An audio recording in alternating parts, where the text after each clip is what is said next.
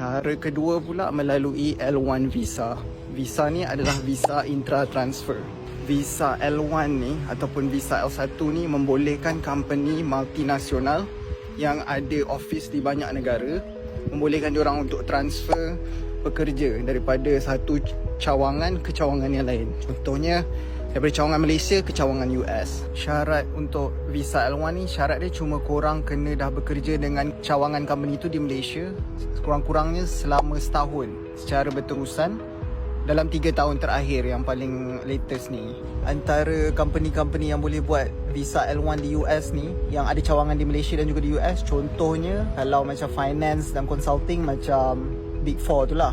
Ada PwC, ada EY, Deloitte, KPMG, HSBC contohnya. Kalau company oil and gas pula macam Shell, macam ExxonMobil. Kalau company teknologi pula macam Dell, Intel. Intel ada office, ada kilang dekat Penang. Microsoft, Google. Visa L1 ni biasanya dia tahan 5 ke 7 tahun tu. Selepas tamatnya visa L1 ni, macam biasa, korang akan go through green card process.